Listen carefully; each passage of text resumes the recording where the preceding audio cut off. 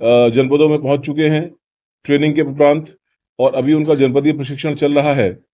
उस जनपदीय प्रशिक्षण के उपरांत वो थानों में जो हमारे रोजमर्रा के कार्य हैं उसमें सम्मिलित होंगे, और इस प्रकार की व्यवस्थाएं जो मिशन शक्ति केंद्र की व्यवस्था है, ट्रैफिक के बारे में सिटी के अंदर ट्रैफिक के कंजेशन को कम करने के लिए रिड्यूसिंग ट्रैफिक कंजेशन आरटीसी की व्यवस्था है।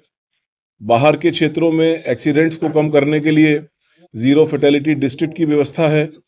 इन सभी व्यवस्थाओं में प्रदेश व्यापी स्तर पर वृहद स्तर पर कार्रवाई चल रही है, और इन पुलिस कर्मियों के पुलिस में आने के बाद इसको और गति मिलेगी।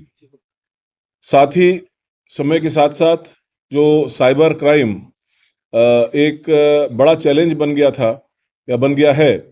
आपको मालूम होगा कि कोविड कालखंड के बाद जो भारतवर्ष में नागरिक हैं उनके लिए इलेक्ट्रॉनिक ट्रांजैक्शंस करने की काफ़ी सुविधाएं हैं। मैं समझता हूं कि शायद ही विश्व में कोई ऐसा देश होगा जहां पर इतने सहज तरीके से इलेक्ट्रॉनिक ट्रांजैक्शंस करने की सुविधाएं उपलब्ध हों। भारत में आज एक सड़क पर कोई ठेल की दुकान या छोटी सी दुकान है, उसके पास भी और एक आम नागरिक के पास भी आपस में इलेक्ट्रॉनिक ट्रांजैक्शंस करने के साधन मौजूद हैं। तो नेचुरली जब इतना बड़ी संख्या में इलेक्ट्रॉनिक ट्रांजैक्शंस सोशल मीडिया का उपयोग होता है, तो कुछ ना कुछ कंपोनेंट उसका ऐसा होता है जो कि उसको अपराध की तरह से इस्तेमाल करता है। उत्तर प्रदेश पुलिस ने इसको एक चैलेंज के रूप में स्वीकार किया है, और पिछले 1 वर्ष में इस पर सुनियोजित ढंग से पूरे प्रदेश व्यापी कार्रवाइयां हुई हैं।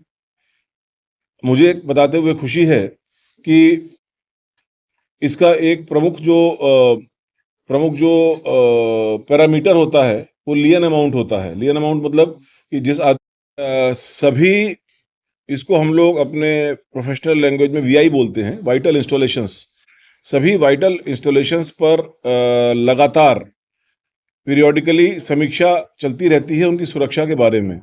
इसकी एक स्टैंडिंग कमेटी होती है जिसमें हमारे वरिष्ठ अधिकारी बनारस के रहते हैं, इसमें हमारे विभिन्न एजेंसीज के मेंबर रहते हैं, इसमें हमारे सिक्योरिटी के मेंबर रहते हैं।